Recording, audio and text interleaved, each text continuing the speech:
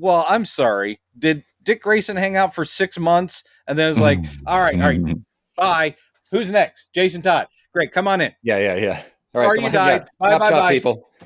Tim Drake. Is he here? We're just going to the. Oh no, he's here. Okay, great. 6 months. Okay, Tim great. Drake, Stephanie 5 minutes. Brown, 5 minutes, Tim Stephanie Drake. Brown. You're up, Robin. You're up.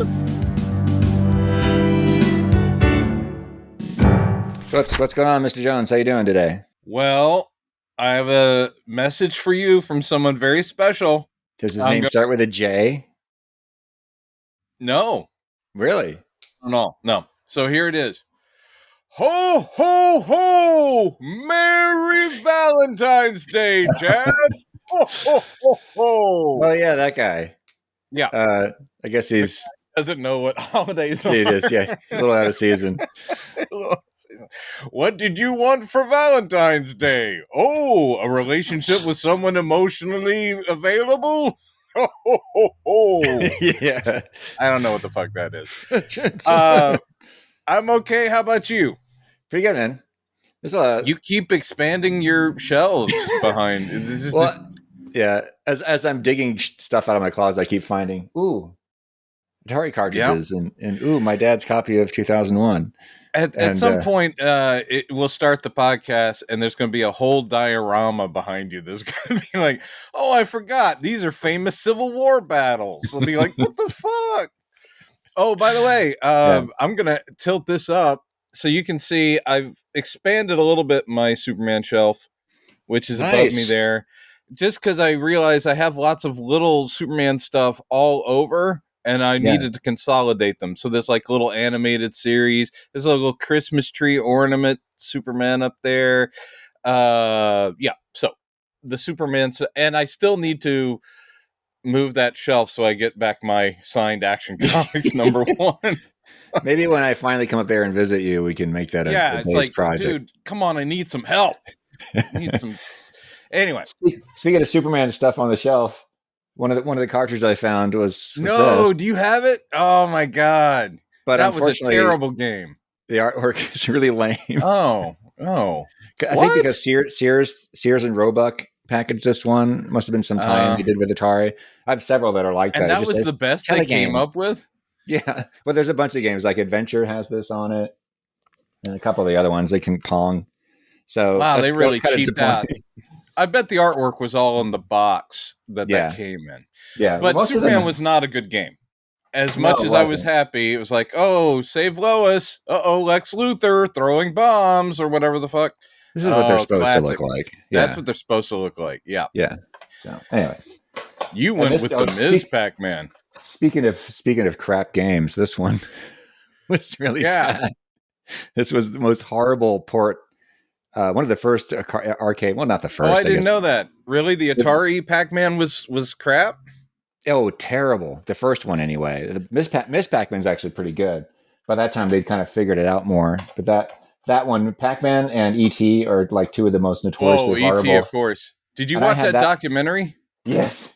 That was so great. Cool. It's so cool. I mean, I'm still jealous. Even if you had some shit games, I'm sitting there going, dude, you had an Atari, so. I had to play at friends' houses. Yeah. That's okay. There are emulators, and Jesus, at this point, you can play them all on your phone.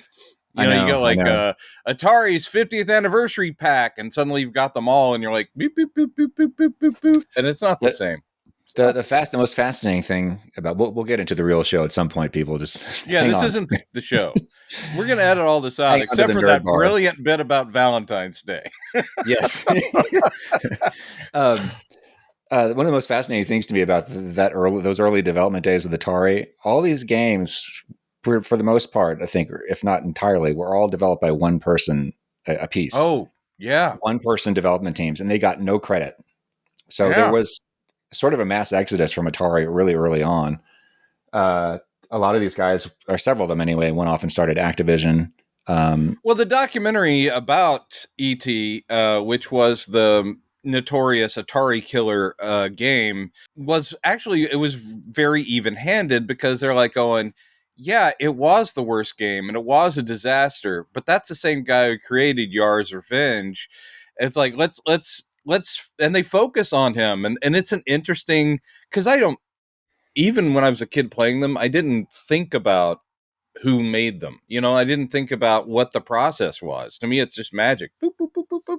But, you know, you get into it and he's sitting there going, yeah, I had a storyline and here's what I did. And they gave him that ET job and said, can you do this all by yourself by this date? And he's like, Yeah, in like I 4 think weeks or whatever so. it was. Yeah, Yeah. I think so. So let's go. No, you know. I actually enjoyed that game. You know, there were I mean, pretty much all those adaptations or adaptations. Adaptations, yeah. But it was that most of those movie to game adaptations back then were pretty lame. But Because they were the just games interesting because themselves were so limited. I mean, that you really had to stretch your imagination. For instance, with Superman, you really had to stretch your imagination that those blocks were the Man of Steel, you know, flying around Metropolis. I can still remember the sound of it though. It was like when he was flying from, and it's like you could move down from one street to the, like if you go down off the screen, you're on the next street. That's how you move from block to block. I don't remember that. I played that game a lot, and it was lame, but that's all we had back then. I love Superman, so I played the shit out of that game. I think Activision did a Spider-Man one, if I remember correctly, where the Green Goblin was dropping bombs on you. Activision did a much better job with the limited resources that the 2600 had. Well, Activision had the benefit of coming a little bit later, so their graphics tended to be slightly better, slightly more mature. You know, the smaller pixels, so they could do more detail. And you're like, oh. Well, there was one for I haven't been able to find it, but I had the one for Raiders too. And wow! Just like with ET, the one of the things that the games looked horrible, and they were just these weird pixelated blocks and stuff. But what made them interesting were the game mechanics themselves. Is like they're essentially treasure hunts. Both of those games. Oh yeah, yeah. Very very strange the way each screen was set up was weird. Have cobras that you had there were cobras and tsetse flies that you had to avoid. Oh wow, yeah. Okay. There was a scene I remember. And the whip was all like. Yeah. The whip and this hat that looked like this little. Yeah. You're like, I guess that's Indy. If you squint, it was funny. But I remember there was a scene that recreated the map room from the movie. Oh wow, yeah. That's really the only thing I can think of that was like, oh yeah, that's kind of like. Chad, I think it's about time we announce to our fans, we're very old. We really just need to get that out of the way. Yeah. Sorry, everybody. Sorry about the age thing. So, how are you? There is plenty to talk about, actually, and I will say, when you sent me the links before, we recorded today, like, these are things we might talk about in the future. I had not heard of either of those, and now I'm totally jazzed. So I'm like, wow, those look great. I didn't even know. Yeah, but by the way, people, to fill you in, I just found out myself right before we taped this that Jim Gaffigan's got a movie coming out called Linoleum with Ray Seahorn from Better Call Saul. Oh, and it looks really cool. Very kind of weird. It looks like a weird, like a maybe a Coen Brothers movie, or who's the guy who did Being John Malkovich? What's that guy's name? It has this kind of otherworldly, surreal feel to it. Spike Jonze directed it, but you're thinking of the writer guy who adaptation is also him, and Cynic Dosh, or how you pronounce that, New York. Why am I blanking on his name? That's okay. Oh, anyway, I'm an old It looks man. really interesting. Yeah. And what was funny, really didn't know. I was thinking, oh, cool, Jim Gaffigan's doing movies now. And I went and looked at his filmography, and he's been doing movies for a long time. I just I think maybe not a whole lot of lead roles. Right. He's very often he's similar to another great comedian, Andy Daly, where you'll see them in movies all the time, and they're always going to play the insurance guy or the doctor or something, and they'll have one funny scene where they're somebody's doctor, and you're like, that's great, and then they go away, and you're like, that's actually a very funny person. Let's develop a movie around them. But yeah, this looks like an interesting fit for him. It looks very, it's surrealist, but whimsical sci-fi, it seems like, and I'm on board. It actually, if you look at it, it's like, oh, I've seen this before. There was the astronaut farmer guy that Billy Bob Thornton played. And going all the way back to the 70s, Salvage 1. Do you remember that? No. With Andy Griffith? Houston Control, this is Salvage 1. Radio check. Over. What? It was a TV show in the 70s called Salvage 1, and Andy Griffith played this old dude who built a space-worthy rocket in his junkyard, and he and his crew would go up into space to collect junk. They actually would go to the moon and pick up like stuff. They were salvage people, but and it wasn't really in the future. It was supposed to be modern day. And so the name of his company was Salvage 1. And they had this like funky rocket that they would go up into space. Houston Control, this is Salvage 1. We are lifting off. Did they do crossovers with Space Nuts? Whatever. No. Was that the Bob Denver one? Yeah, Far Out Space Nuts. Far Out Space Nuts. There were two. There was a Lost Saucer with Jim Nabors and Ruth Buzzy. Oh yes! Oh my God! Out of the sky and out of time, coming to see all that they can find. UFO, fine fun. They go to the moon now. They've been to the sun. Please take me along. I totally forgot about that. They were nice. They were nice alien robots. They had like big square chests that had buttons and stuff, and they would break down. That was them in the Lost Saucer. They picked up a couple of Earth kids, and it's like, whoa, we're trying to get you back home. Oh, and then Far Out Space Nuts was two idiots. Played by Bob Denver, where it's like, wow, that's the best he could get after Gilligan's Island. Yeah. And who was the other guy? Yeah, the character actor was in tons of stuff back in the days. Yeah, Chuck McCann, I think. But they were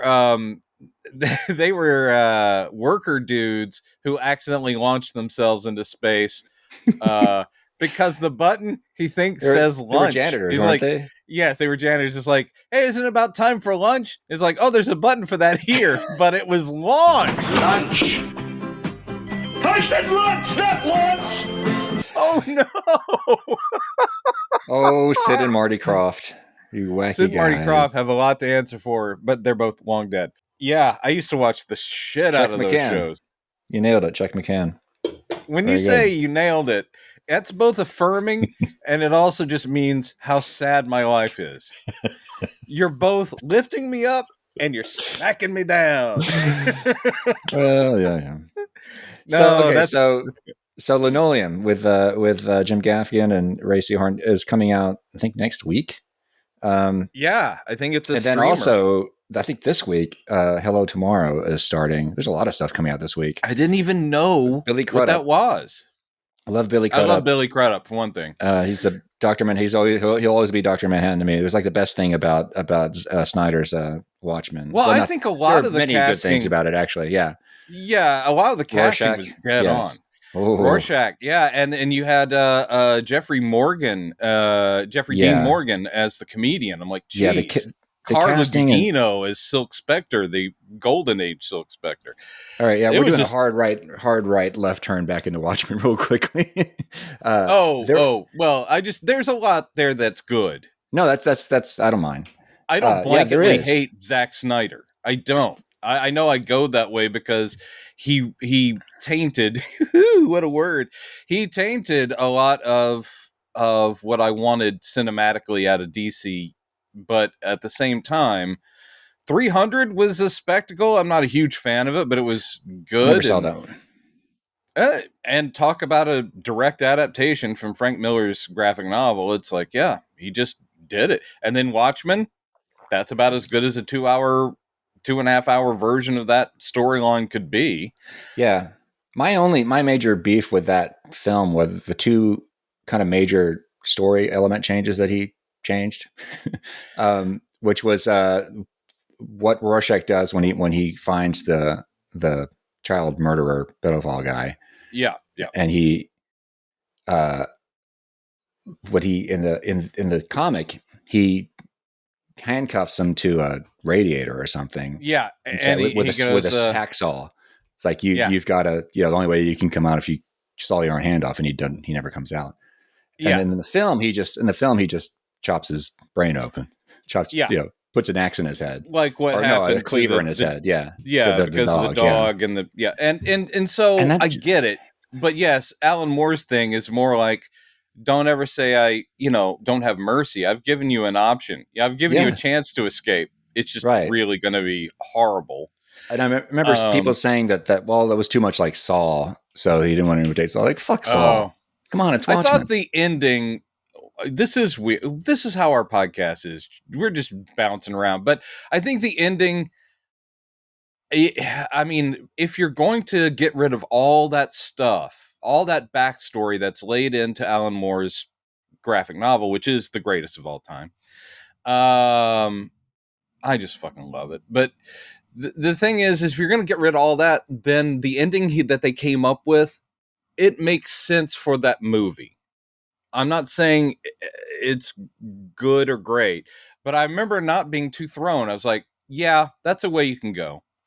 That's not terrible, because they didn't have all the stuff about the missing writers and artists and all these scientists that are missing. And turns out that Ozymandias has kidnapped them and made them create this fake alien and all that. It's like, wow, how are you going to get that in that movie?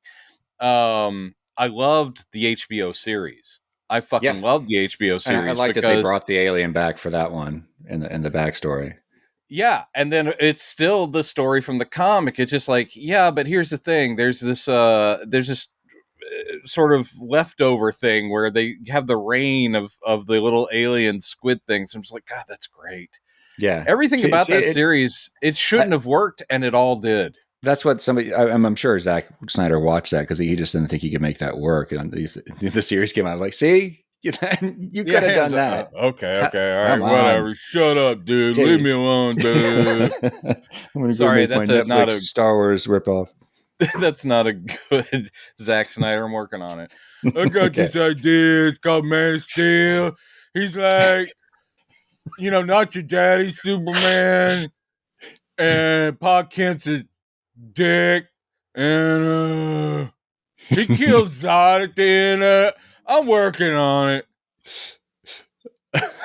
We're gonna get sued. Cut Mr. that Snyder, out. I'm gonna have to put you on hold. All right, I'll just be here. I'll be kicking it. You just let me know. Yeah, I got an idea for the Flash. He's so fast. He just runs through everybody and they explode. Yeah. So to wrap this up really quickly, our little weird detour. I had no idea we're going to wind up going through that little neighborhood we just went through. No, me either. But Billy Crudup in Hell Tomorrow looks really interesting. He's selling real estate on the moon, or he's pretending to. I'm not really sure what's going on. Well, it seems to be set in the idealized 1950s that didn't exist. The idealized sci-fi 1950s, and it looks weirdly like a. This is also not hard sci-fi. This seems satirical, but it looks like it is almost like the Music Man. Like his job is selling land on the moon, and people are into it. But I guess he discovers that the company he works for, or the people who are, it's like, that's not possible. Doesn't matter. We're making all this money. It seems like that's the idea. So he is selling something that doesn't exist, that can't happen. But they are living in a world with flying cars and that kind of stuff, and robots that walk dogs. All right. And I'm looking at it going like, that's great. It's like alternate past, not alternate future. It's an alternate past where all of that sleek 1950s sci-fi exists. But the one thing that they're trying to sell is not possible, which is life on the moon or living on the moon. I don't know. I'm down for it. It looks really great. What was it again? I don't know where you found these things. I was like, what? I didn't even know that exists. Yeah, the title reminds me of that old movie. It was based about a 40s era or 30s era radio station. Oh, Pleasantville. No. But it had a similar like hello something or good morning something or good night something. It was like a reference to the show that the movie was about, and it was about the cast of a radio show. Damn it! What was that? Man, I have no idea what you're talking about. Oh, Have you'll you know been what I'm talking. drinking? You've been hitting that whiskey that you Okay. keep celebrating on the show. Our Yeah. sponsors. Wee. What was it? It had a really similar.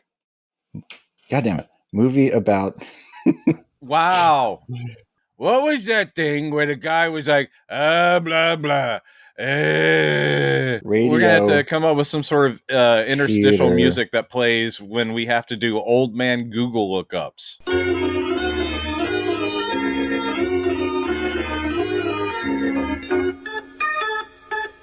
Oh, Tune In Tomorrow. That's what I was thinking of. Oh, tune in tomorrow. Yeah. Is that right? Am I thinking of right? I think it's... because this has Keanu Reeves. I don't remember Keanu Reeves being in that movie. Maybe it is. Yeah, 1990. I guess it is. Barbara Hershey, Peter Falk. Yeah, that's the one. Yeah, okay. Isn't that actually an adaptation of Aunt Julia and the Screenwriter? Is it? Yes. Oh, turns out I'm right, says Wikipedia. It's a good book, and of course, with my things that I do, old time radio show that we put on, of course, I've dived into a lot of media that's about that. Though I don't think I saw Tune In Tomorrow, but I think it was a long time ago. And Tune In Tomorrow is not fantasy at all, really. No. It's just a glimpse, an old-timey title, kind of, maybe. Yeah, exactly. There's also, was it Tomorrowland, the movie that I didn't see, that was based on the Disneyland ride. I have not seen that either. Or Disneyland area. Yeah, it looked pretty interesting, and then I heard reviews saying it's not that good. And then I cried silently to myself. One thing we need to talk about today, though. Yes. And you've been avoiding it. I know that it's not your favorite. We need to talk about the Flash trailer. Oh, yeah, of course. That is the number one thing. One thing on my list. I was trying to avoid. I was trying to insert Picard season 3 before that, but yeah, we might as well get that out of the way. Oh, well, I mean, we could talk, but Picard season 3. All I can say is I'm incredibly excited about it. It's like I am too. And I did not like season 2 of that show. You didn't? No, monsieur. Oh, all right. I want to hear. What we'll hold off on Flash. Right, talk about Picard season 2. What was your problem? Stand the line, Flash trailer. We'll be right with you. Yeah, I the first season of Picard I thought started off really strong, and I really dug what they were doing with the whole idea of them. They had this captured Borg ship that they're doing experiments on. You've got Hugh there. It was great to see him again. Mm-hmm. So of course, I didn't like, he had a good arc though. But by the end of that first season, it just started getting really messy, and I just couldn't understand why they were making a lot of the decisions they were. And then the second season, I was down. I was totally down for this whole. They're doing an homage to the Voyage Home, where the going back to San Francisco and back in time, and it's very, very campy. And I was totally down for that, but I just thought the writing was absolutely horrible from start to finish, and I just could not get behind it. None of the character motivations made any sense to me. I was really angry that there was a complete lack of respect for the canon that they were supposedly building from, because there was the whole show, it was kind of nice. They do have Guinan in San Francisco, which is, we knew she was there 100 years before. There was that episode called, I can't remember what it's called, where it's a really cool, grandfather paradox story. Basically those stories where you find an object, and then you go full circle. I didn't describe that very well. Well, with season 2, my only complaint with it was there's a little bit of an eye roll when Star Trek but I mean, original series, it's just they're always going to bounce back to the past, which usually means contemporary Earth, so they can do some jokes. And I was like, okay, but they still had some great scenes. I was like, okay, I get it. And then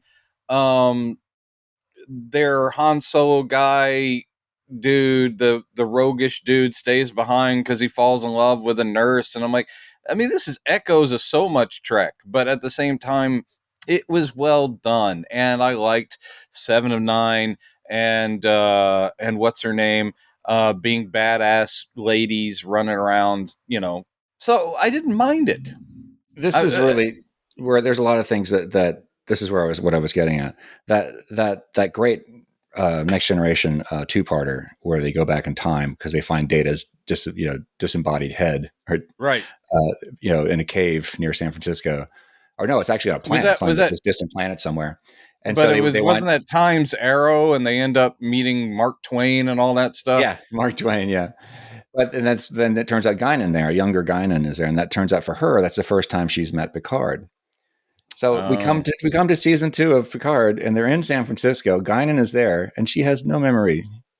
She has no idea who Picard is. She knows, she's heard of his ancestor that he's there to save, right, or to encourage whatever is going on, because I guess she didn't want to go on the launch, and he had to talk her into it. And I had no problem with all of that. It's just like, why did you throw that out? Well, you can't tell me that the writers didn't know about that, because clearly they're in San Francisco and Guinan is there. So clearly they knew. This little thing, which you can talk about. I mean, if you read comics, this stuff always gets excused by, there had already been so much tinkering that could have been altered. And so this is now the new first meeting. I mean, there's just always something where you go, they didn't even address it. Time streams. It's one of those things, like you were saying with John, like, I forget what it was. There was some issue that you and I had a problem with that he didn't care. He's like, it's just one sentence, John. It's one sentence. It's true. That's true. Picard had no memory of meeting her before. He did. He could have, but he didn't say it. Well, by the way, you probably don't remember because of the time streams messed up. Well, he wasn't. We've met before. I think the whole thing was he was trying to fly under the radar. He knew that was Guinan. Yeah, but why would they? The point is that the writers completely left it out of the story for no reason that I'm aware of. And you're so angry. Pissed me off. You're so angry. And that wasn't it though. That wasn't the whole thing. There's a lot of stupid choices they made that I didn't understand. Like, they got that actor who played the time cop in an old episode, and you think, oh, cool, maybe he's actually going to be playing the same character. No, his whole character showing up had almost nothing relevant to contribute to the storyline. In fact, I think the thing that bothered me the most was Q's motivation. Okay, he's got a mental problem and he's dying, but none of what he did made any sense. Like, he's trying to have the younger, again, yet another ancestor of Data's creator who looks exactly like him, trying to run down Picard and trying to run Picard over in an SUV or whatever it is. Like, and because Q told him to do it. Why? What? And at the end, Q's like, "Don't you see, Picard? It's because I love you." It's like, you tried to kill him. Q is always going to. He's always going to be confusing, and he's always putting Picard through a test. And it was all just Faustian bargains. It's always a thing with Q, and it happens in a lot in sci-fi when you've got a god type character or a devil type character.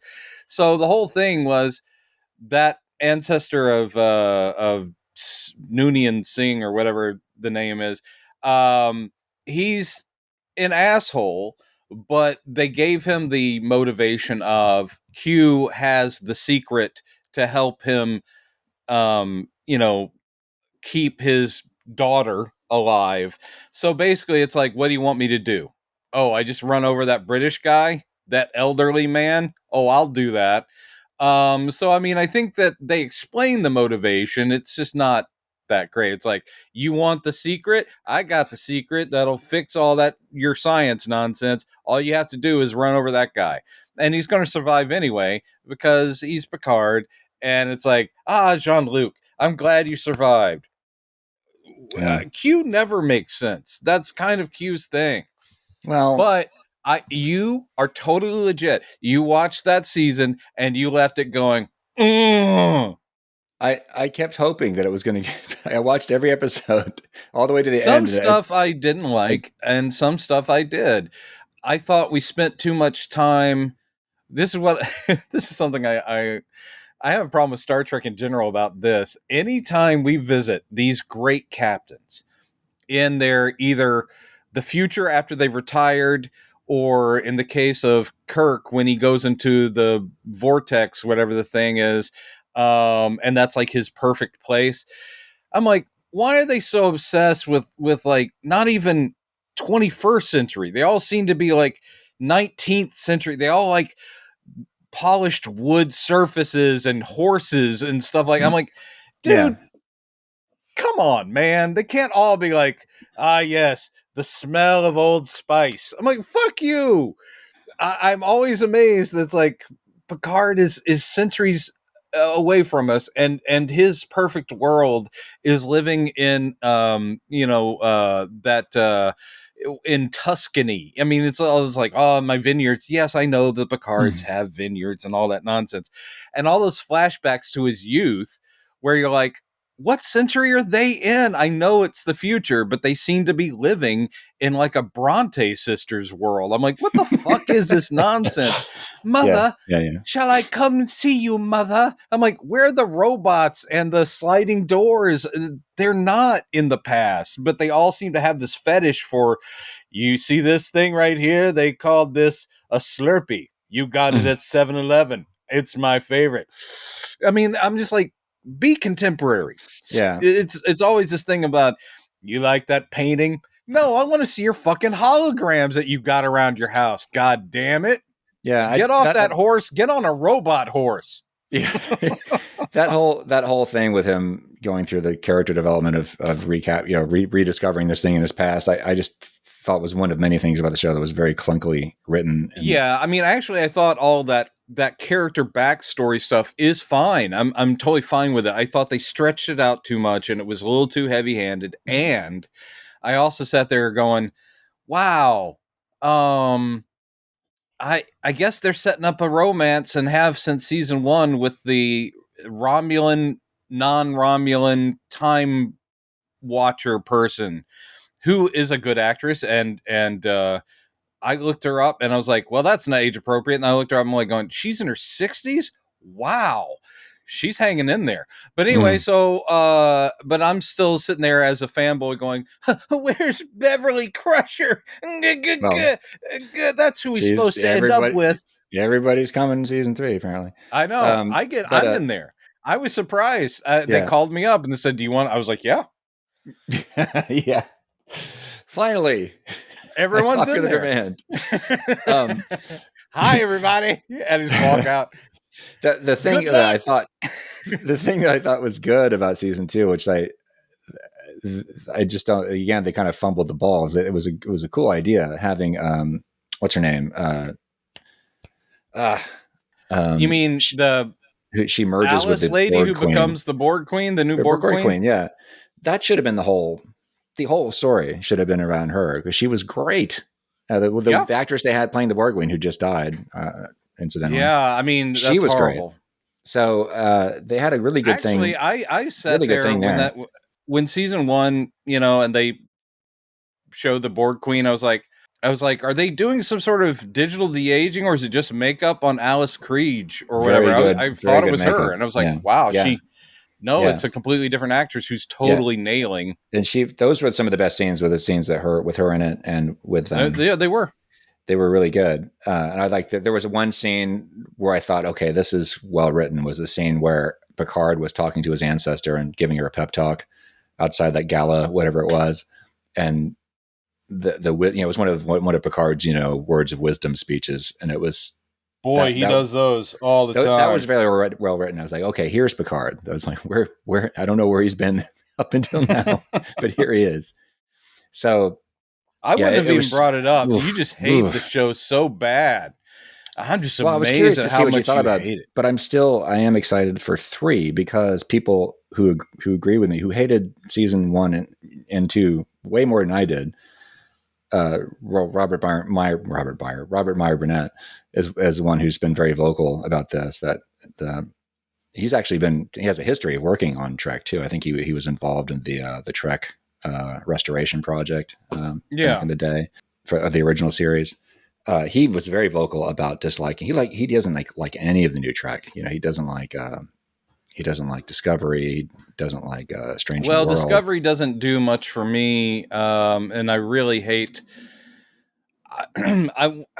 I've stated this many a time. My big problem with prequels is they're reductive. They're not only reductive because we keep going back to the past, but I always say the problem with prequels is that they make what comes later less impressive. In other words, I want Kirk to be this great trailblazer, but if we find out that this other captain met Romulans years before, or this person, and here's Spock's kick-ass sister. What? Adopted human sister? Don't fuck with, fuck you. Yeah. And it just, I'm like, no, don't keep going backwards. Is it cool that we get to meet Rainn Wilson as a younger Harry Mudd? Yeah, sure. But still, I don't want prequels. I want you to go forward and tell me the stories that happen after Kirk, after Picard, after them, because that whatever we will be watching won't have any impact on what we already cherish. Yeah. So I really like Strange New Worlds. I was surprised at how much I really enjoyed it, and it feels really like good. Old Trek. Yeah. Yeah. And Pike, great. I like he's not Kirk. He's actually a kind of a doof, and I like it. But a very somber thing because he knows his future. That's kind of a great twist. This is great, but it's still a prequel. And I'm like, stop it. God damn it. And I think even Discovery, didn't they, like season 2 or something? I stopped watching it. I watched a couple episodes. Didn't they jump to the future? Because they're like, shit. 3,000 years in the future. Yeah. It's like, all right, fuck you guys. Fuck you guys. We're out of here. Apparently, Spock never loved me because he never brought me up. I'm out of here. Woo! See, what I don't understand is like, why didn't they just, and I guess this was just because they're trying again to appeal to the hardcore fans, which they have failed miserably because pretty much all the original porn fans? Yeah. Pretty much, a lot of the hardcore Star Trek fans do not like Discovery. But a lot of people said, true. A lot of people said at the time, because this was coming right on the heels of the third, J.J. Abrams, the rebooted Star Trek films. Why not just set the series in the rebooted parallel universe? It's one of the cool things about those movies. It is the Kelvin universe. They avoided the prequel problem by putting it in a parallel universe, which was brilliant idea to get around that. I don't know why they didn't say, everything we should be watching now, we can also just enjoy without it tampering. And you don't have to tell the same stories, No, man, I tell you, Abrams did a fine job with Star Trek, surprisingly good. And he did a decent job with Force Awakens, decent. Mm-hmm. But the thing with Abrams is, let him do one and get him the fuck out of there, because the next move he makes will be wrong. Yeah, I am Khan. No, the Khan thing. Here's the deal. You have rebooted a universe, and you immediately jump to a rehash or reimagining of one of the greatest stories. A story, by the way, that only works. Star Trek II only works because they already had that history. They had Space Seed. This is an old villain. This is something you've earned. Spock dying and Kirk being torn up about it. Then they flip it for this. You know why that works? Because they had been best of friends for decades. This thing is 2 weeks after they've met, one of them dies and he's like, boy, that sucks. Oh no, I'm going to get revenge for you, Mr. Kirk. I'm going to beat on Khan.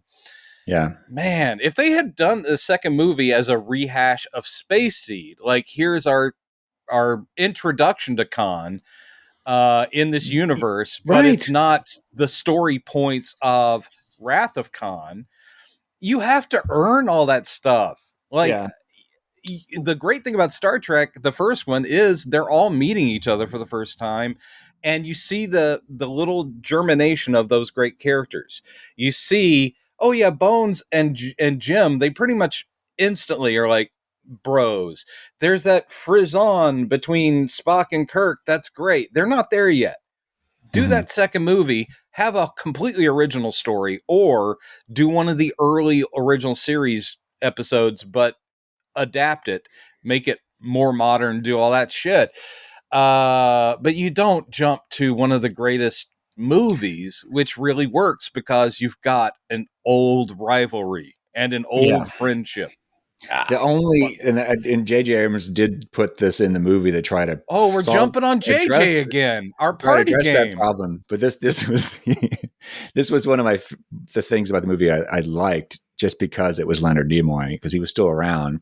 And so the younger Spock was able to call the older Spock, say, "Hey, this Khan guy, is there anything you can tell me about him?" And the older Spock's like, it's great. Like, you're not going to like what I have to say. Basically, this is bad. I love that scene. But just whatever you do, do not bring up Corinthian leather. Oh, yes. Come on. A little joke about Ricardo Montalban. I was ticking back through my head there. I was like, oh, that's a commercial reference. Also, don't ask him whether those are his real old man pecs. Yeah. The old man cleavage. Old man cleavage. But I did like that for at least those two movies. Yes, that Leonard Nimoy was still around. And him being like a refugee from his timeline, that's a pretty cool idea. Mm-hmm. But they fucked that movie series up real good. So fast. I don't think I've seen a movie series fuck itself so fast. I mean, even the sequel trilogy of Star Wars, there's so much stuff in Last Jedi that is interesting. And then, of course, gets totally scrapped. Yeah. So I don't think Last Jedi is a failure at all. I like it a lot, actually. It needs some editing, but I love it.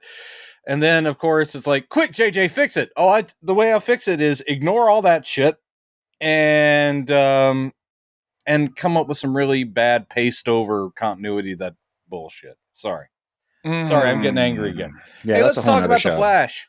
Okay. But yeah, well, very quickly, Picard season 3, I think, is starting in 2 days. I think it starts. Well, the day this episode comes out, I think, is when I know it's premieres. Very soon. Yeah, very soon. Yeah. So I'm very much looking forward to that. And as I mentioned, Robert Meyer Burnett, who's been very, very, way more critical of the new Trek stuff than I am, swears up and down. And he's been doing this for months. Like, no, this is good. Like, trust me, guys, this is going to be good. So hang on. Okay. All right. So we'll see. So yeah, Flash trailer. This looks good, and I don't know. Cautiously optimistic. It looks good. I was surprised that they didn't. I was a little confused because I was like, "Where's Ming? Why aren't they using the Queen soundtrack?" But I'll watch it, I guess. Thank you, everybody. We'll see you next week. Flash. He does the impossible. No, it is exactly what I was surprised at how good it looked. And James Gunn I don't think the guy would consciously lie, even though he is in a PR position trying to get people excited for the product to come. But I mean, him saying it's the greatest superhero movie he's ever seen is high praise indeed. It looks like it looks like a sort of adaptation of Flashpoint, which is one of the big miniseries from a few years ago, which had the Flash going through the multiverse. And he ends up in a world where it was young Bruce Wayne who dies, and in the mugging, and Thomas Wayne is Batman. So he's this older, violent. He just uses guns and shit. Yeah. I mean, that's not what they're doing here. But the whole idea that he, as he says in the trailer, like, oh my God, I'm responsible for creating a world without metahumans. And I think that's the world.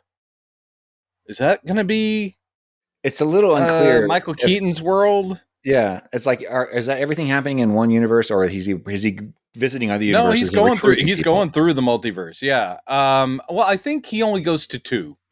I mean, I think he's in his, and then he ends up in the other one or maybe ends up in a couple, because I guess. I don't know. He ends up in Michael Keaton's that has at least one Kryptonian in it, and that's Kara. Yeah. But it looks like it's a weird. He creates this universe with no metahumans, or so he thinks. There's no superheroes except for Batman, who's just a guy with a suit and some stuff. But he's just a man with a man's courage. You know, he's nothing but a man. He can never fail. No one but the pure in heart can find the golden grail. Oh, what? It's Flash again. That? It's a Flash Gordon theme. It's just that I had just sung it, and then you said he's just a man, which then spurred. Oh my God. You need to have the theme, the entire soundtrack to the Flash Gordon movie. You just need to have it and listen to it all the time. Flash Gordon from 1980-81 is a goofy-ass movie, but I have a fondness for it. And there's so many rabbit holes in this episode. That soundtrack's amazing. Yes. But anyway, so the trailer does also show a little too much, because I think we also in the trailer see a scene in which Barry Prime, or I guess the one from the Snyderverse. I like that we get both Affleck and Keaton. That's kind of great.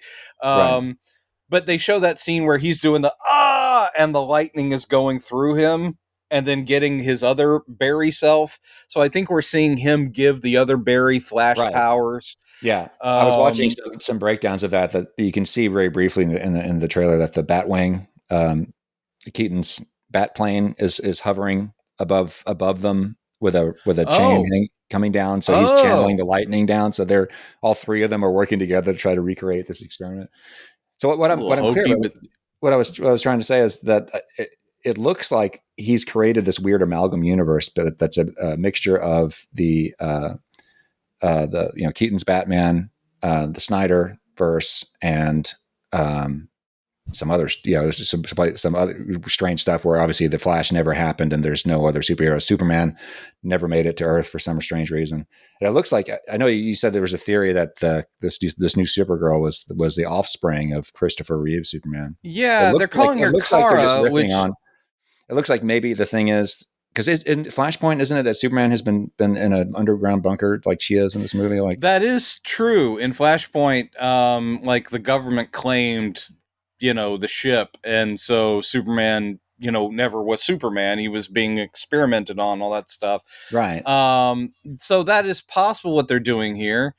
There's really no way of knowing. I mean, I remember when there's no way of knowing until we see the movie, but when they were kind of announcing it and dropping hints, a lot of the theory was that Michael Keaton's Batman had been her mentor. And now that we see her literally being broken out of prison, I'm like, And I mean, if she is literally Kara Zor-El, if she is that universe's Supergirl and not the daughter of Superman and Lois, let's go with the black hair. She looks great. The costume looks great. I mean, one of the things is, I don't mind Elseworlds. They are so part of comics, What If and Elseworlds, that the only thing then when they do it in movies is when they say, no, canonically, this is your Spider-Man. And he organically makes his webs. And you're like, oh, okay. That's the only Spider-Man we get, even though I like those movies. Yeah. When you do something like this, where we get two Batmen who are completely different, a Barry Allen who looks like Ezra Miller and not a blonde nerd with a bow tie. If the whole thing is just like, in the universe, in the multiverse, the classic guy exists. We just haven't seen a movie for that guy. Stop hitting your mic. So in other words, I'm okay with her not being a blonde chick from Argo City. Everything in this universe is all screwed around anyway. So what difference does it make? So, and the footage looks really good, man. Yeah. Yeah. And you got two different Flash outfits, and you got an evil Flash. They do that thing with the Dark Flash and him are boot to boot, and they're taken off. And I'm like, what? I don't know what I'm looking at. Yeah, that's what I heard. A lot of it is just guesswork because I don't know. Yeah. And where will it end? Like, apparently, Gunn may have overseen like a button scene that will actually sort of make it clear where his universe takes over. Which I think is where this rumor was coming from that was sort of cleared up, before the trailer came out, that there was a rumor that I guess Grace Randolph had dropped on Twitter about this button scene you're referring to, where there's a wholly different Batman who shows up at the end. And the rumor was that he was played by somebody who previously played him, but it's not. Oh yeah. They're like, Keaton, one of these three guys. Affleck. Yeah. And, so and is it Clooney or is it it can't be Val Christian Kilmer. Bale, or obviously can't be Kilmer. Yeah. So people were leaning towards, so it can't be Clooney because his movies were terrible. His movie was terrible, right? Was there only one he was in? Was it? He only did one. He did Batman and Robin. Yeah. So people were saying maybe it's Christian Bale, and people going. Some people like that idea, and some people are like, "What? No, that doesn't make any sense." And so finally, Gunn came out on Twitter on Sunday, I think it was a couple of days ago, and said, no, it's going to be a new actor. It's not going to be. But he didn't say. He didn't say that Christian Bale is not in the scene that we're referring to. I think that maybe if the rumors are true that another Batman is showing up, the Batman that we're going to get just a little Damon is going to be a brand new actor. Yeah. Well, yeah, for the new DCU stuff. Yeah. But this button scene that you're referring to that possibly has Batman in it, that might actually be one of the old actors. Just for like some little brief scene. But what purpose would that be? Like they're all just standing there going, "Oh, you're Batman? Yeah. What about you? Oh, I'm also Batman. Yeah. How about you? Totally Batman. Your name's Bruce? Yeah." My theory was, but at the same time, Spider-Man: No Way Home. Yeah, exactly. That was my thinking. Spider-Man, and they go, "Excuse me, Peter," and they're like, "Yeah, oh, sorry, right. Him? No, him." Yeah. It's like, is it going to be like a crisis thing where all universes are getting erased and combined, or are they leaving a multiverse? Or are they leaving a multiverse? I think they'll leave a multiverse. That's a smart thing to do. This is what I'm thinking. Like, so if he brings a button scene, he wants to kind of put these other characters to bed without just erasing them. Or just not saying anything about it. I like the imagery. James Gunn tucking in Michael Keaton Batman. Yeah. You're going to be okay. Nighty-night. Close those eyes. So maybe these people there's some characters who have no home, like their original universe is gone or something. And Flash figures out some way to deliver them to another universe. Ooh, that's a good idea. Happens to be the Dark Knight universe. Or it'll just be Clooney's Batman and Robin universe. Yeah, the Batnipple universe, we'll call it. The Nipverse.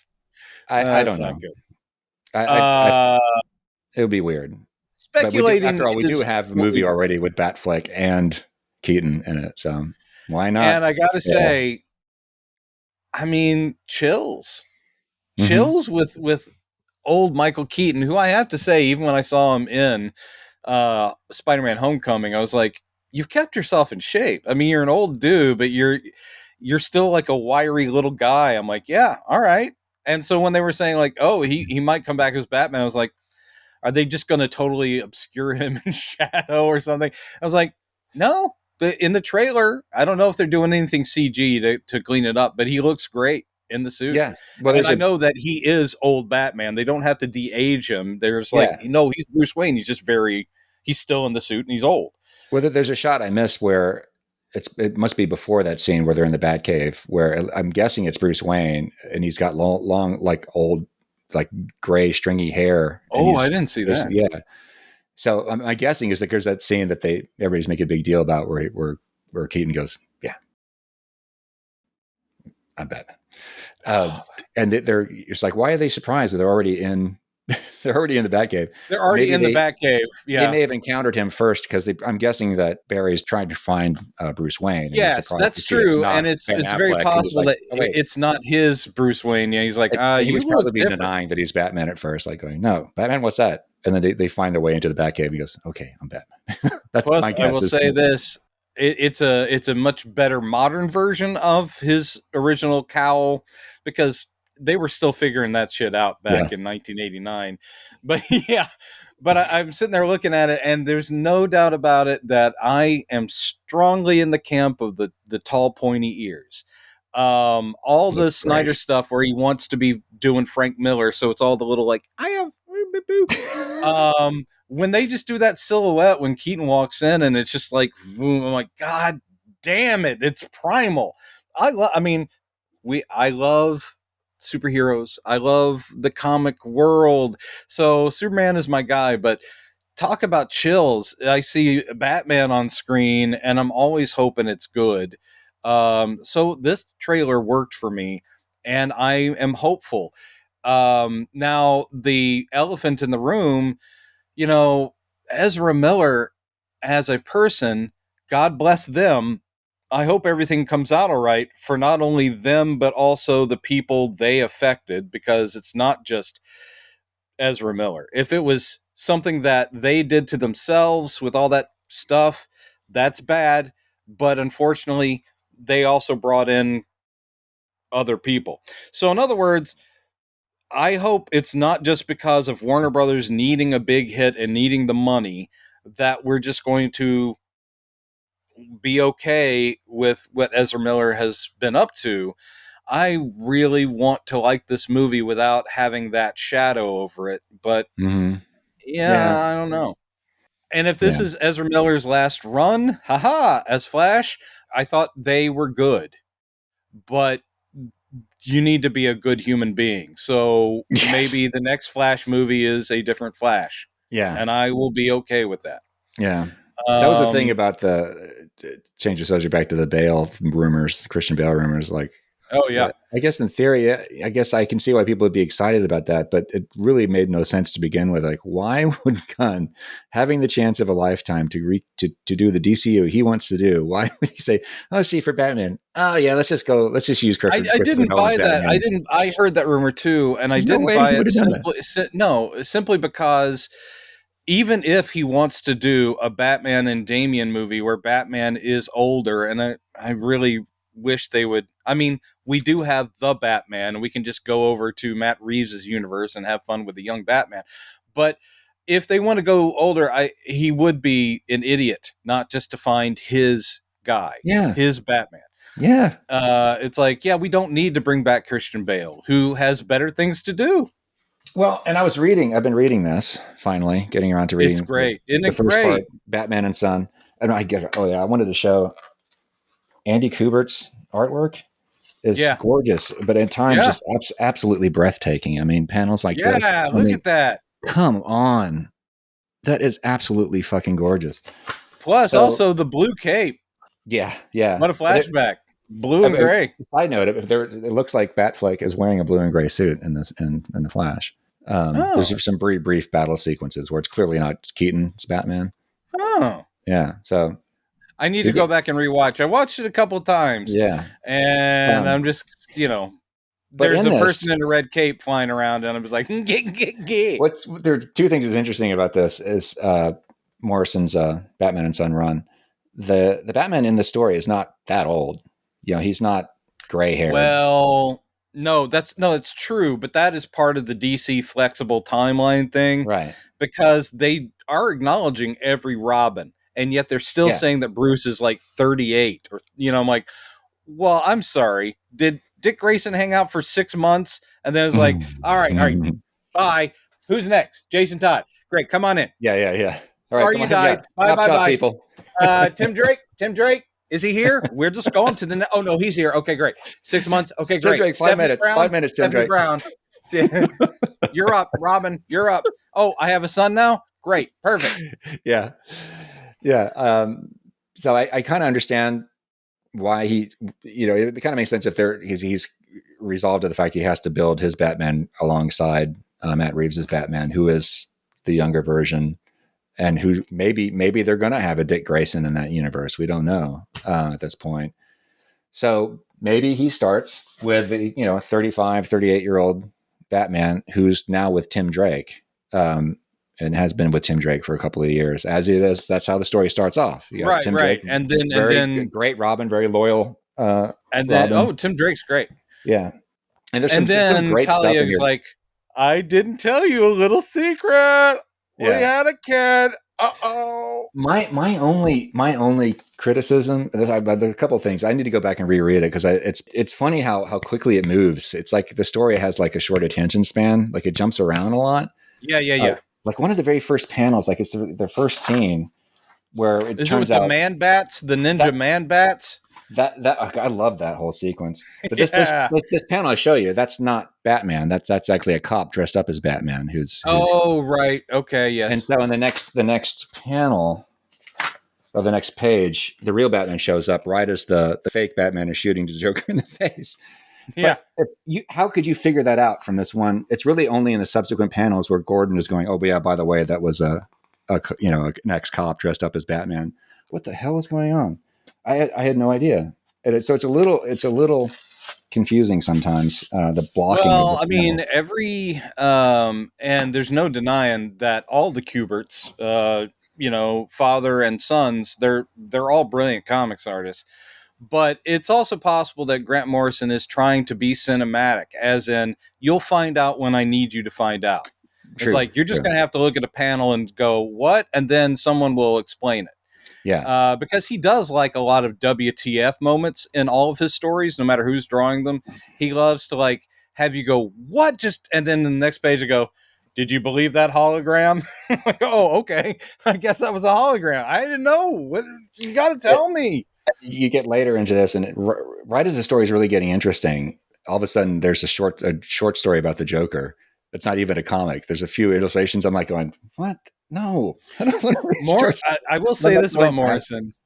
Morrison is brilliant.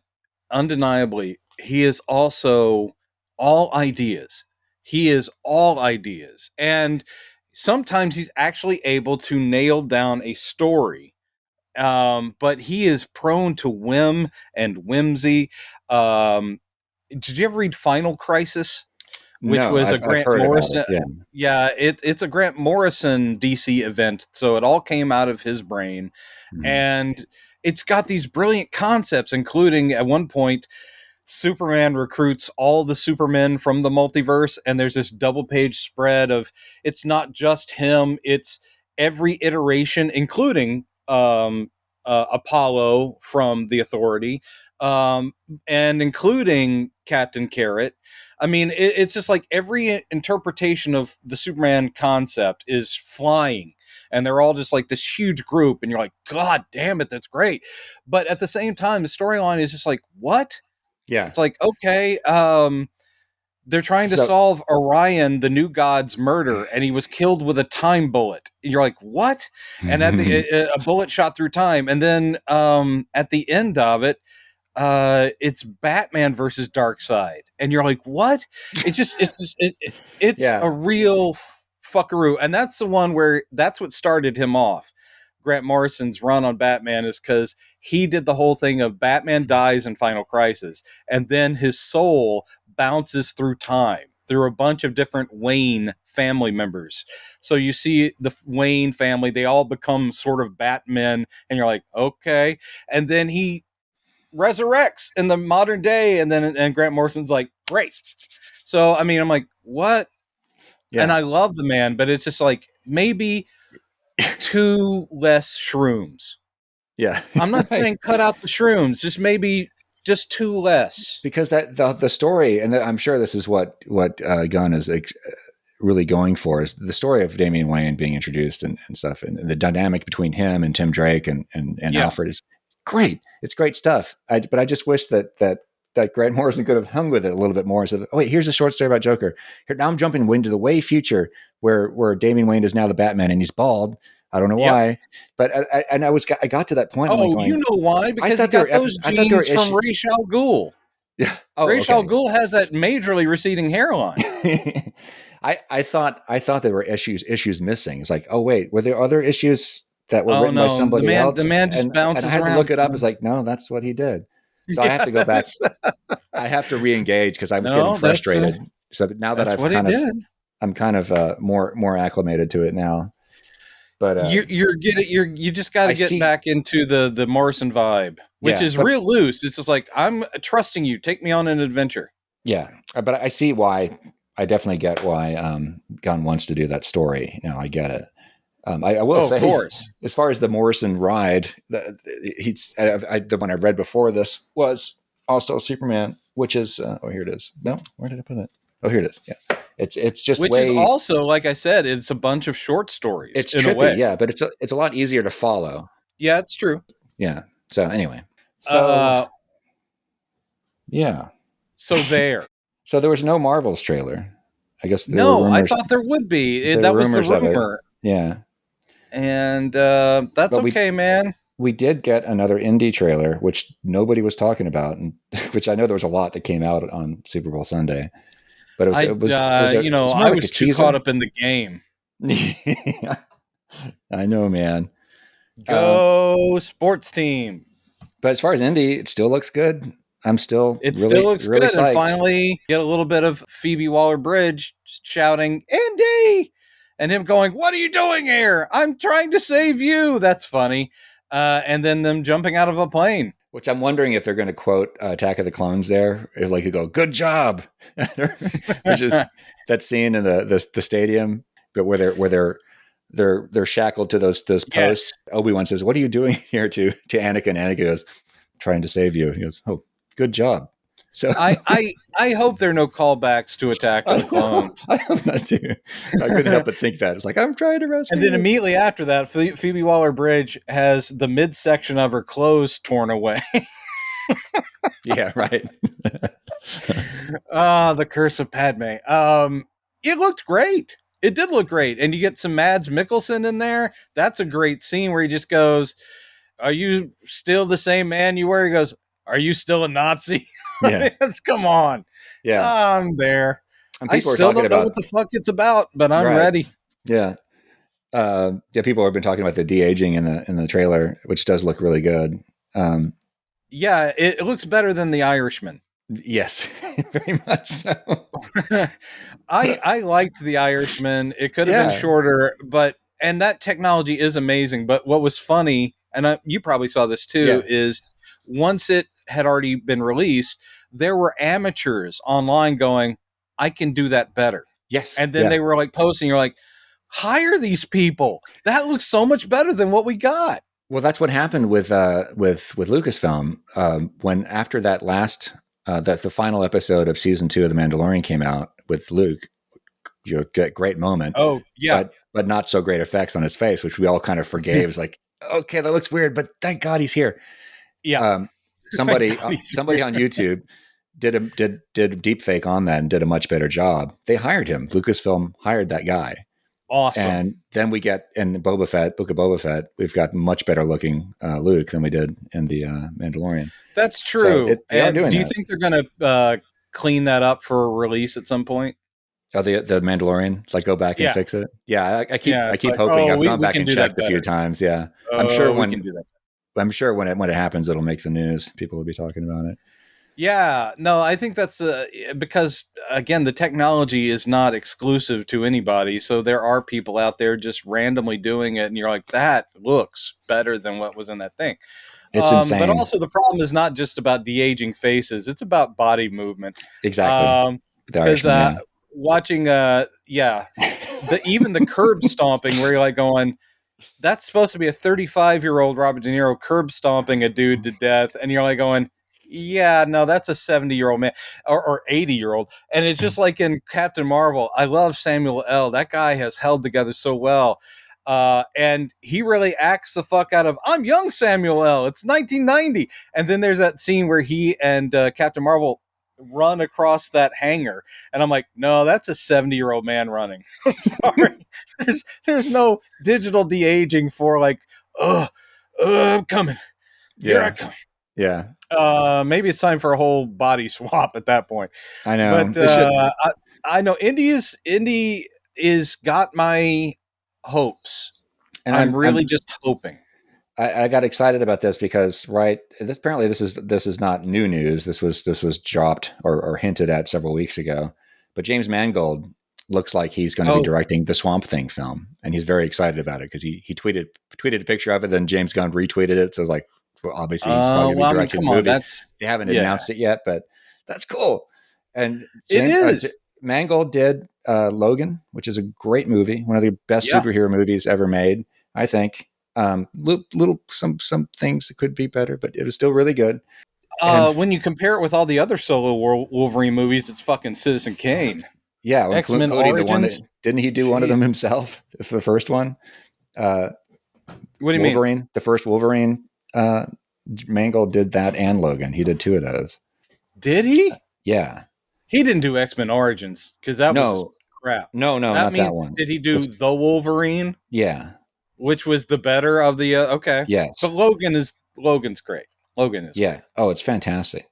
So I'm really excited about that because it's and apparently Spielberg is still, he didn't direct this one, obviously. Mangold's directing it, but Spielberg did have a pretty close, from what I understand, he was around while they were filming this indie film.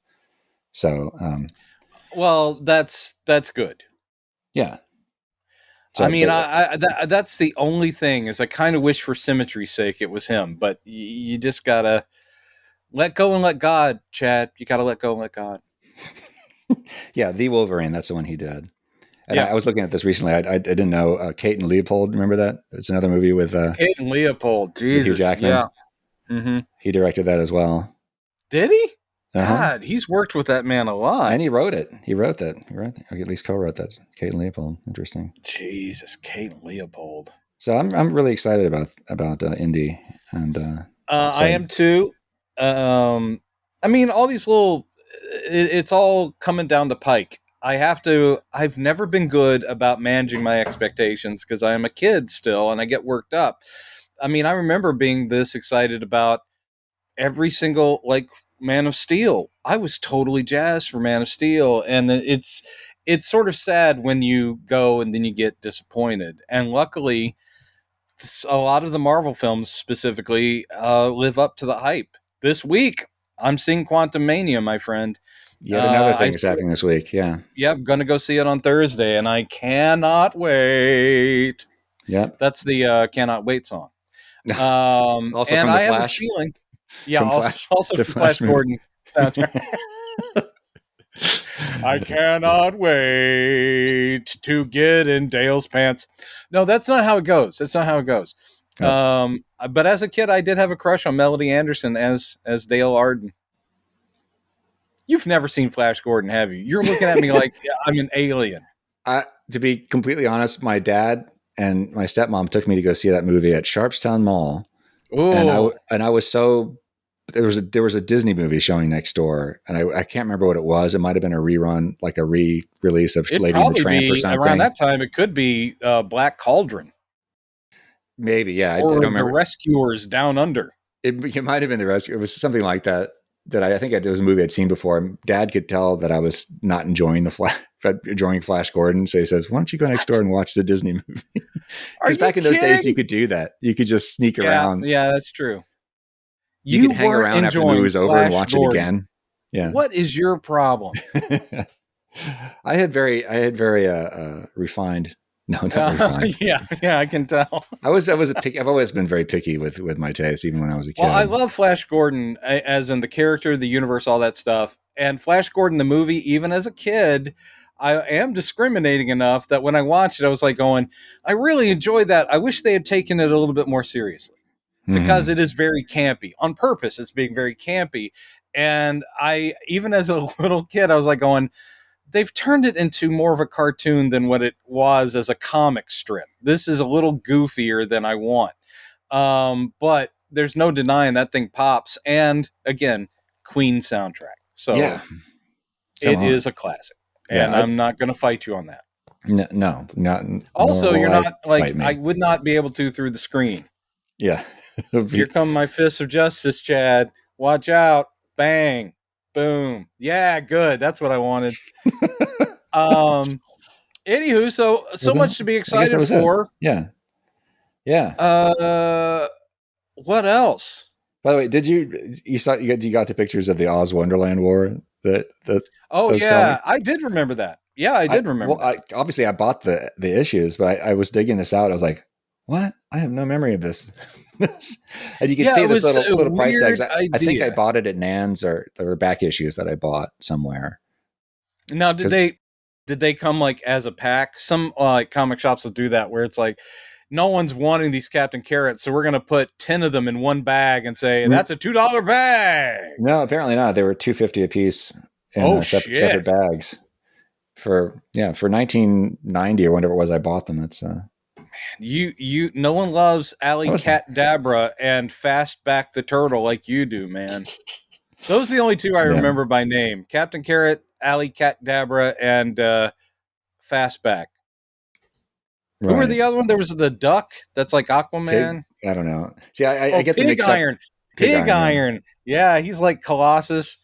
Oh God, we're nerds. One of the reasons why I like that comic so much is because at the time I was writing my own superhero stories with animals in them. Before that, I had Super Dog. I had Fast Cat instead of the Flash. I had Pig Hulk. It's funny. It's Pig Iron, Pig Hulk. Somehow I predicted. You predicted it. Your psychic powers are strong. And my favorite character I made up was sort of a version of the Changeling, and I don't know, some other character called Alter Dog, who was a shape-shifting dog. And he had like his he had kind of like puffy poodle hair. Chad, it's time for you to finally admit that you were writing this comic in your 30s. I mean, I can't judge. Now, when I was a kid, I'll ask you, what superpower did you want when you were a kid? I just wanted to be Superman, period. You just wanted straight out to be Kal-El. Yeah. I had weird ones, man. I had weird ones. One was I really wanted to be able to turn into a werebear. Like, not actually just a bear, because a bear, though powerful, limited. I wanted to be like a bear man, and I called the character Bear Man. Yeah, you've talked about that. Yeah, and so when I was like in kindergarten and first and second grades, I had this reversible winter coat that had brown synthetic fur on the inside, and I would flip it out so the fur was on the outside, and it had a hood, and I'm Bear Man. I didn't have the powers though. And then later as a kid, I really wanted electric powers. I really wanted to shoot lightning out of my hands. Right. Yeah. You said you didn't want, but not, you didn't want to be an electric bear. Because that would be that's weird. ridiculous. That isn't, and sometimes you'll see a character where it's like that someone's created in an indie comic or something. You're like going, dude, someone should have stopped you at that point. Because some people are like, why not? There's this guy. Have you heard of Comicsgate? No. What is that? Comicsgate was an online, and still is, this online community that basically, including professionals, not just nerd fans, who are like going, comics have gotten too woke. Everyone's too sensitive. Women don't belong in comics. It's like horrible kind of misogyny and this kind of nonsense. And they're like going, remember when comics used to be fun and they were badass and all the characters had huge boobs? Yeah. And it's like, oh man, once they let these women professional writers come in, it's all touchy feely and every character is gay. And it's like, yeah, we're going back to, so even some established comics creators like this guy, Ethan Van Sciver, who drew, a very good artist. He drew Green Lantern for a long time and Flash for a long time. And he left DC basically because he said, they're getting too woke. I don't like their politics. So the only reason I've brought all this up is that they're not a publisher, but they're like loose affiliation of people with the same ideals creating indie comics that are like crap from the 90s. And Ethan Van Sciver, who is a really good artist, without these writers that he was working for, like Jeff Johns and stuff, his comic that he self puts out through Kickstarter and so forth is called Cyberfrog. And it's literally like a character he came up with when he was like 10 or something. And I've seen instances of like Savage Dragon. There's a good example. Eric Larson came up with Savage Dragon when he was a kid. But when he got through as a professional artist at Marvel and DC and started Savage Dragon, he grew that character up and he embraced how goofy it was. Like, yeah, it's something I came up with as a kid, but here's this amazing continuity, and that's still going. Longest running independent comic, I think, in history, except for Cerebus. But the whole point is, I just love the fact that this guy's like, I don't need you, DC and Marvel. I'm going to draw some boobs, and I'm going to draw this space fighting cyber frog. Okay. Good on you, Mr. Van Sciver. And that's it's kind of sad that comics, like everything else, has become this divisive community where there are closed-minded people who don't want to be held accountable for stuff they put in their comics because accountability is woke. And then there are people who are sort of open-minded and pushing the medium forward and being inclusive, and they're considered cowards who work for the man. Oh God. Yeah. But now you know about Comicsgate, and now I better not see you on those message boards where you're going like, finally, people making comics for Chad. Yeah, but when you said that, I was thinking, like Gamergate, because that was another big thing. Yeah, it actually it got the gate thing because of that. Yeah.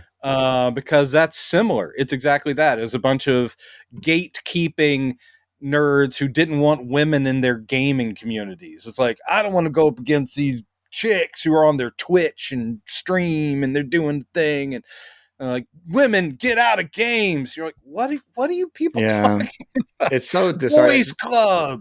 There was a couple of YouTube guys that I was following who they didn't wear that on their sleeve initially, but eventually they got around to talk about it. And I was like, oh no, come on. Isn't that the worst? Where it's like, Jesus. I like them, and then suddenly they drop something about, Hitler had some good ideas, and you're like, what are you? Come, God damn it. It's okay, man. All we can do is stay true to ourselves and hope that The Flash is a good movie. Yeah. So I guess next week we'll probably be talking about Ant-Man Quantumania. Oh, man. Get ready to hear this a lot, Chad. Kang!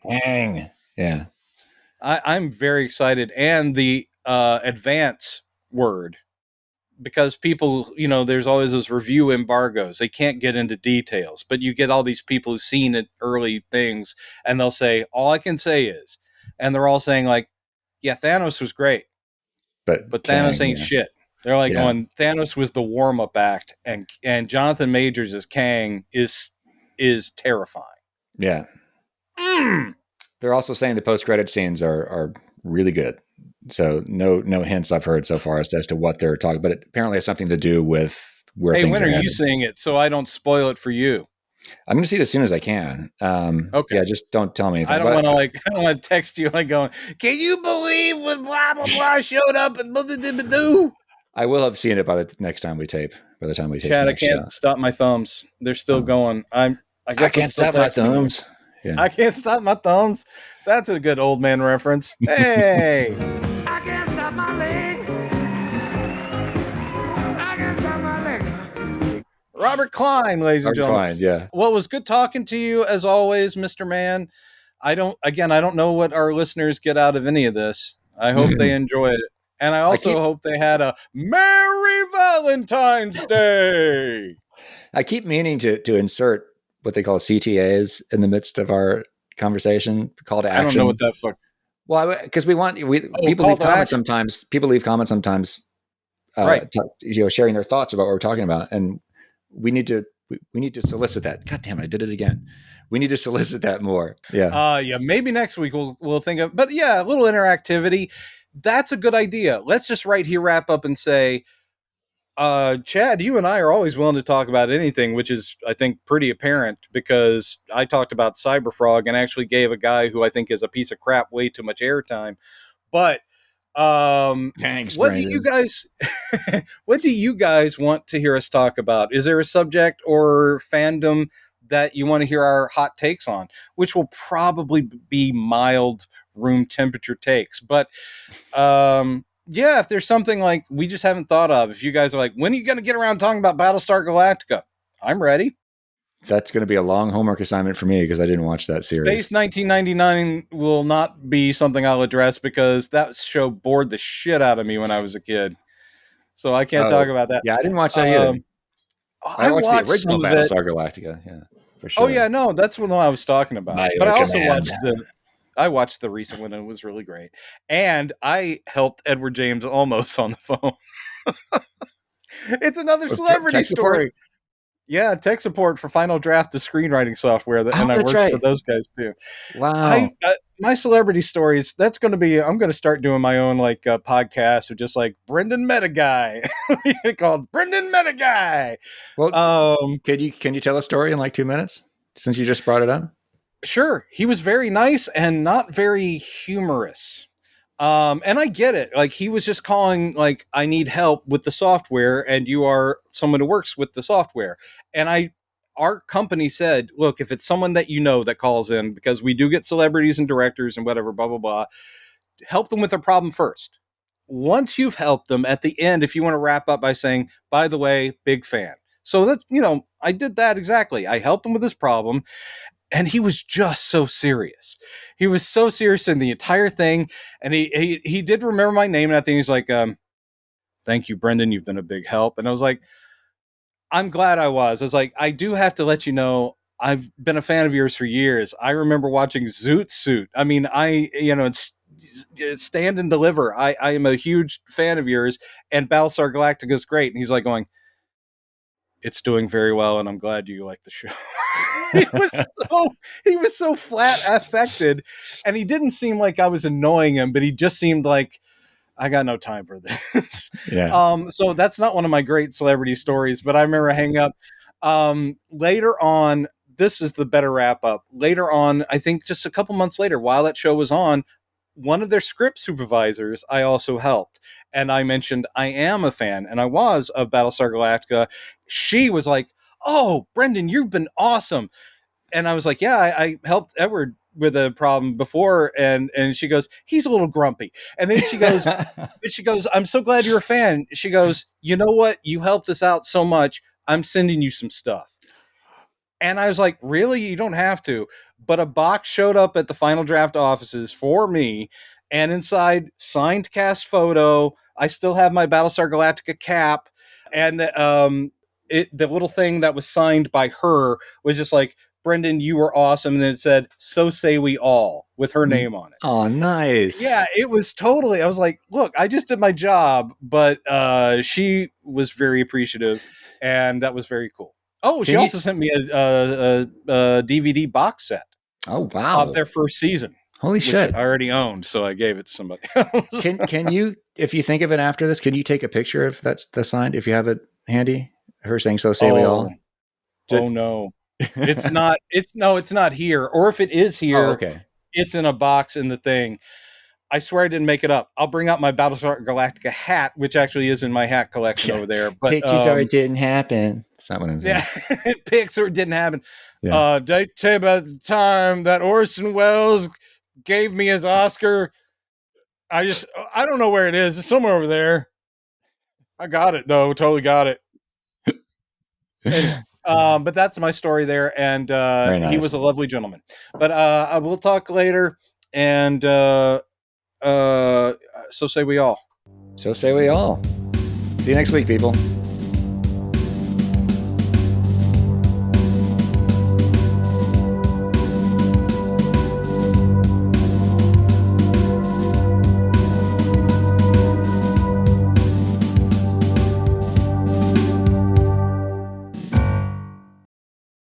What was that thing where the guy was like, blah, blah,